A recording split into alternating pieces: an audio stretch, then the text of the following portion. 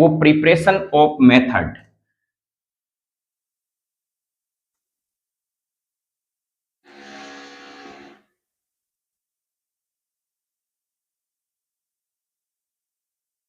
होफमान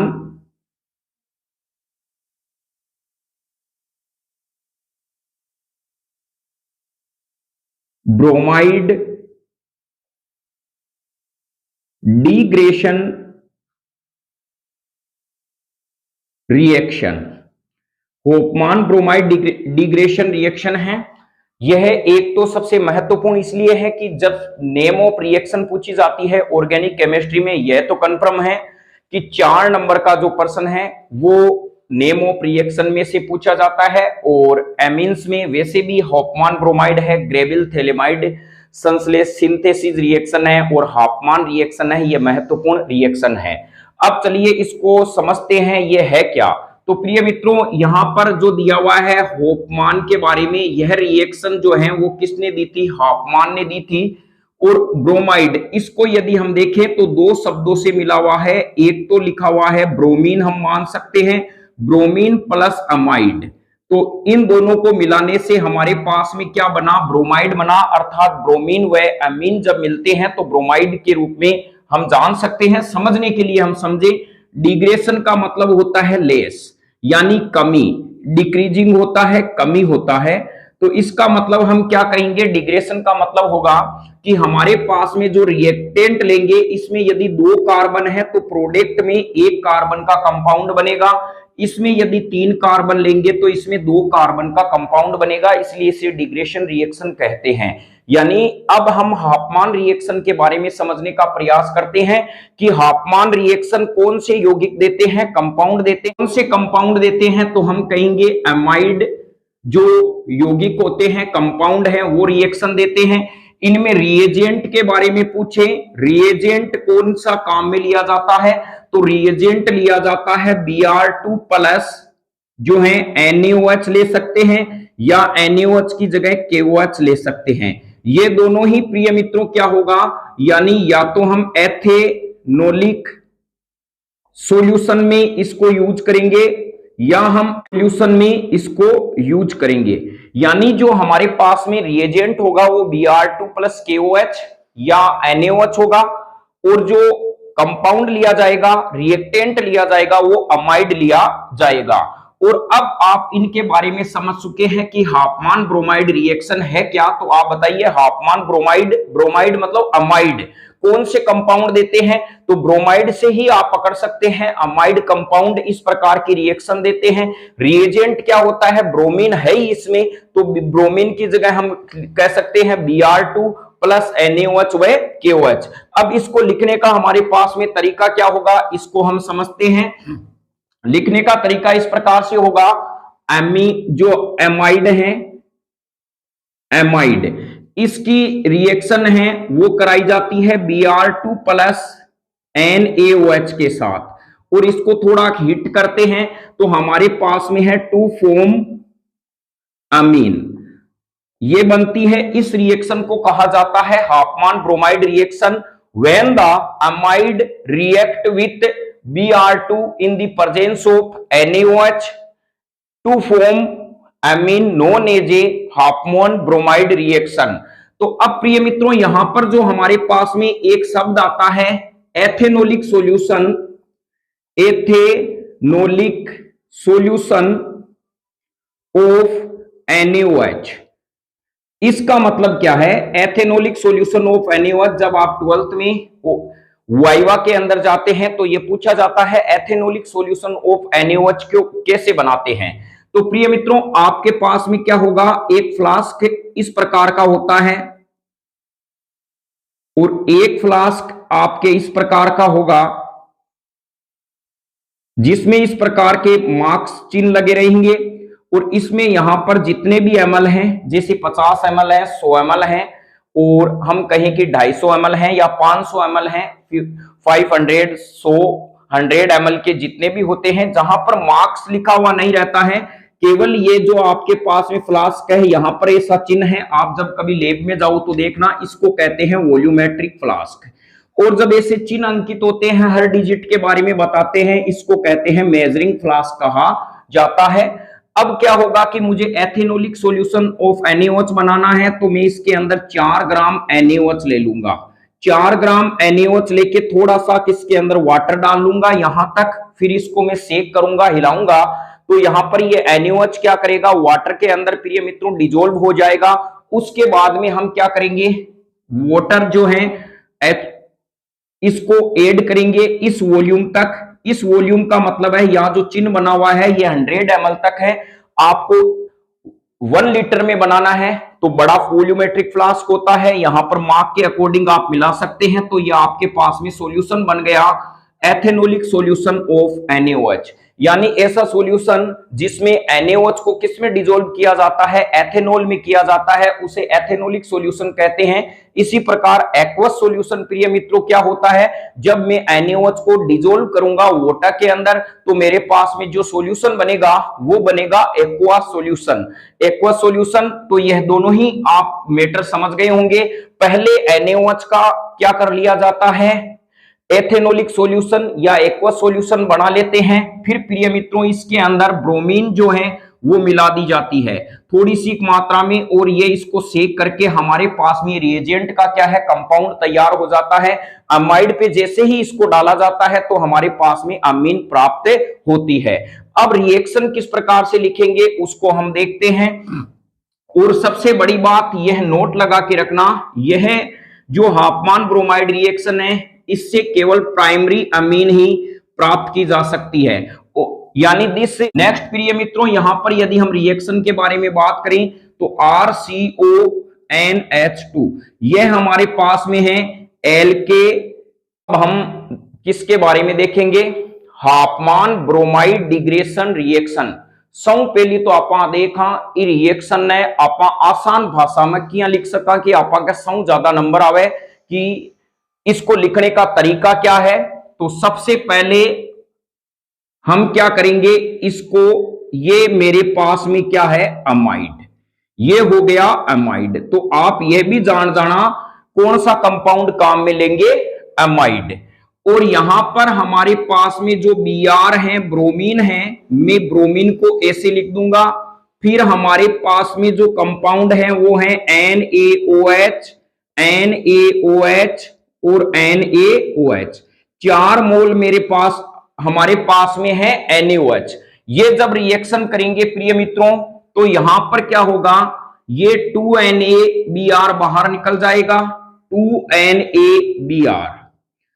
अब क्या होगा, यहां पर जो ये NaO, तो यहां पर हमारे पास में यदि हम समझें तो देखिए Na कितने हैं, 2 हैं, Na2, ये ऑक्सीजन 2 हैं और ये ऑक्सीजन 1, कितने हो गए O3, और ये वाला कार्बन एक, ये कार्बन हो गया तो CO3। एक में जो बाई प्रोडक्ट है वो बनेगा Na2CO3। अब जब ये चले गए तो यहां से ये हट गया तो मेन प्रोडक्ट हमारे पास में क्या आ गया, RNH2। RNH2 बन गया। अब प्रिय मित्रों यहां से मान लीजिए ये वाला हट जाता है तो बचता क्या है, 1 2 3 4 हाइड्रोजन बचते हैं, 2 ऑक्सीजन। हम इसको यहां लिखेंगे 2H2O, और ये मेरे पास में मेन अमीन बन गई। तो मैं उम्मीद करता हूं इसको आप आसानी से समझ गए होंगे कि यह रिएक्शन किस प्रकार से होती है। अब इसी प्रकार हम और एग्जांपल लेते हैं।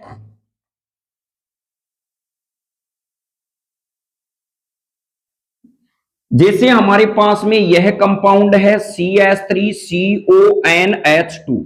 सबसे पहले तो हमें यह देखना है बनेगा क्या। प्रिय मित्रों इसमें जो कार्बन हमारे पास में है कितने हैं, 1 और 1 2 कार्बन है, और प्रोडक्ट जो हमारे पास में बनेगा वो 1 कार्बन कम वाला बनेगा।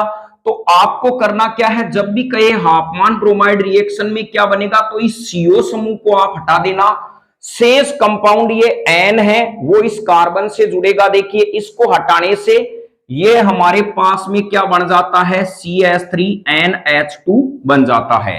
तो यहां पर जो हमारे पास में प्रोडक्ट बनता है उसमें एक कार्बन कम होता है रिएक्टेंट की तुलना में, तो इसीलिए इसे डिग्रेशन रिएक्शन कहते हैं। हिंदी में इसे हाफमान ब्रोमाइड निम्नीकरण अभिक्रिया भी कहा जाता है। रटने की यहां पर बिल्कुल जरूरत है नहीं। जैसे हमें कहा जाए कि सपोज कीजिए ये वाला कंपाउंड है, बताओ हाफमान ब्रोमाइड अभिक्रिया में क्या देगा, तो प्रिय मित्रों आपको सिर्फ इस ग्रुप को हटाना है और इसको यहां पे ऐड कर देना है, तो आपके पास में जो कंपाउंड होगा वो इस प्रकार का होगा। ये आपके पास में जो है मेन प्रोडक्ट हो गया।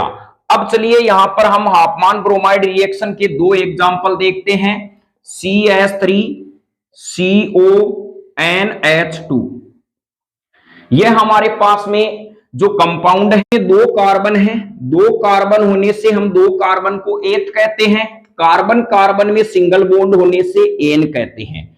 और ये वाला ग्रुप जब हमारे पास में होता है तो इसको कहा जाता है अमाइड। क्या कहा जाता है? अमाइड। बस IUPAC नाम लिखते समय पहले वाले में शब्द में यदि ई आ रहा है, जैसे एल्कीन है, एल्केन है, तो ई हटा के ये वाला शब्द जोड़ेंगे तो इसका नाम हो जाता है एथेन और एंड में जोड़ दिया जाता है अमाइड। तो इसका मतलब प्रिय मित्रों हमारे पास में जो नाम होता है वो हो गया एथेनामाइड। अब क्या होगा, ये Br2 से रिएक्शन करेगा, Br ब्रोमीन और NaOH